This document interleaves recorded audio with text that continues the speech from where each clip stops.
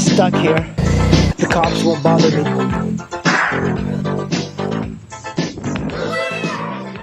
So what are some of the reasons I sold the FJR1300 as opposed to the NC700?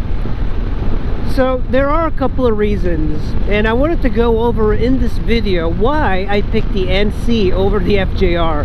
They're completely different bikes, but the FJR and the NC, they couldn't be any different. They completely are opposites of each other. Let's talk about it.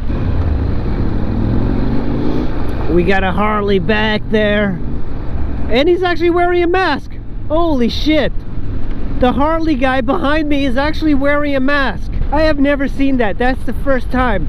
The NC is kind of a very eccentric bike. And first of all, I like the looks of the NC more. It's got, look at these fellers on dirt bikes. I like the fact that it's got this trunk. And yeah, you know, the FJR had saddlebags, it had top cases. But I feel like that this trunk, actually, it carries so much, and surprisingly so much, and so usable. And then you can just keep the ignition key, put it in here. It's so easy to live with and so stealthy that it makes, as a commuter, so much better.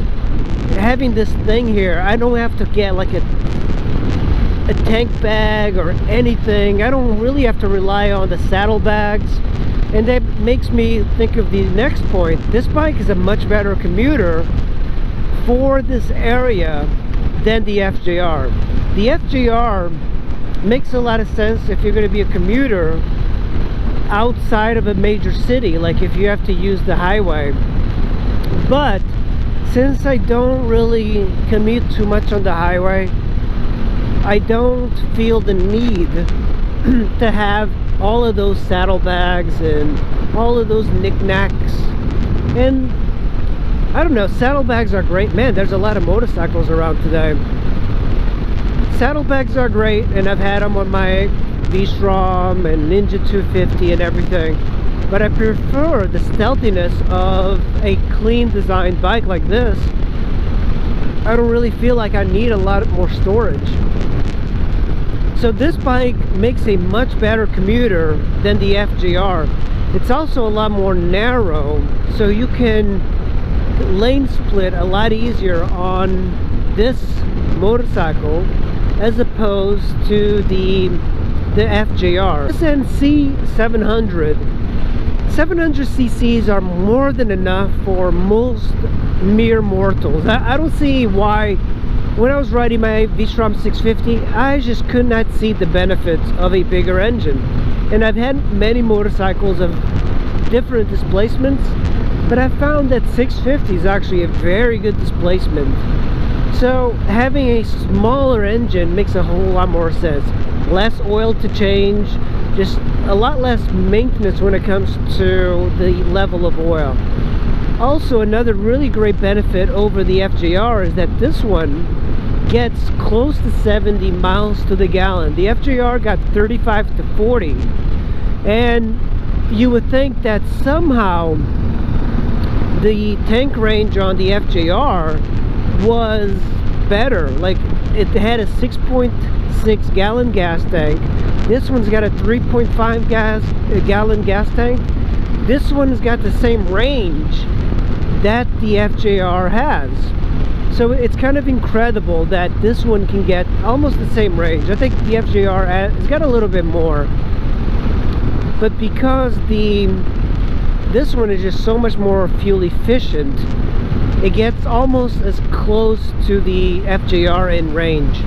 When it comes to doing a valve adjustment on this bike, I can do the valve adjustment on this without having to remove anything other than the radiator, and just simply moving the radiator. On the FJR, it's an extremely complex 4-cylinder engine that you have to adjust. It's really difficult, and I don't really like doing valve adjustments on those bikes because they really made it very good on the FJR.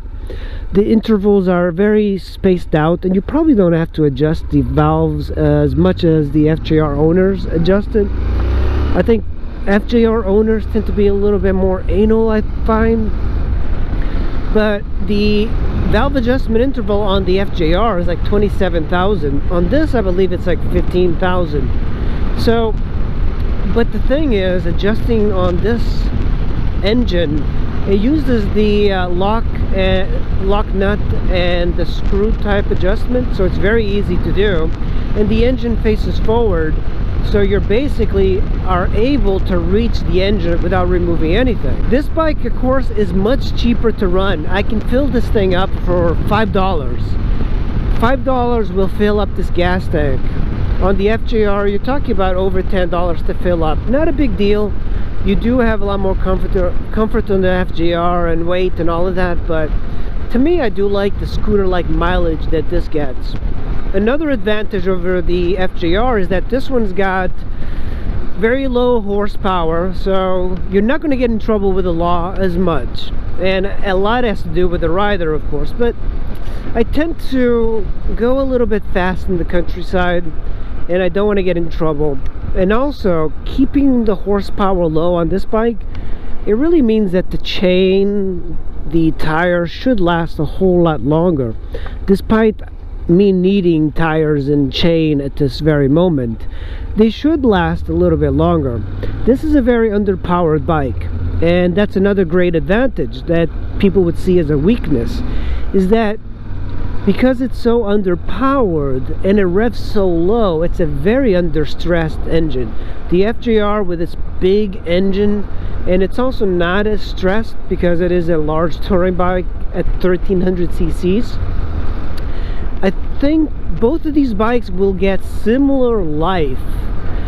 I've seen comparisons of the mileage that people put on this bike and the FJR. The FJR is a much more popular engine in America, or the FJR is a much more popular motorcycle in America than the NC. The NC is much more popular in Europe and South America, but they put similar mileages, you know, 440,000 kilometers on the NC at 2012 that I found without any problem. So it's kind of nuts. The advantage the NC has over the FJR, which in my book is a little bit of a weakness, is that it uses a chain sprocket system.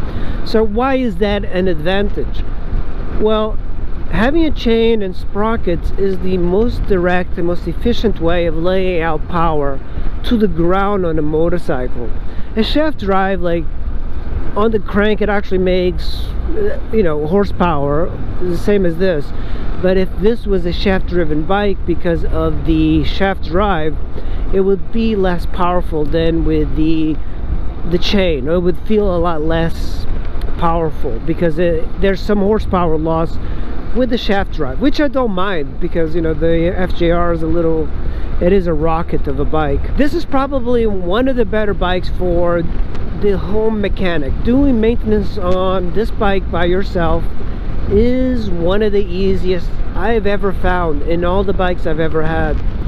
And since I've done the fork seals on the FJR, when you look at the forks on this bike and the reachability, just the way you can reach onto the bike to completely remove the forks, is probably the clearest path you can possibly have for a motorcycle.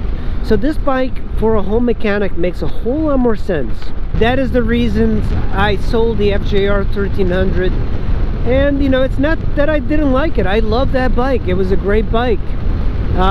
There's a big community of FJR owners, and they all love their bikes. But, you know, sport touring bikes, I think they're kind of like on their way out, because I think a lot of riders, they go, I can get a ADV touring bike, and that's going to be a little bit better. That's going to be a little bit better. Oh, there's a cop. Oh, I got lucky there. I got lucky. What's that cop doing? I got really lucky over there. Alright guys, don't be upset. I sold the FJR1300. you never know what I might get next. You know, that's the thing. I am looking for a new bike, and I'm willing to take suggestions, so post up in the comments below. All right, thanks for watching, Squids. I'll see you in the next video. Bye. Kind of stuck here. The cops won't bother me.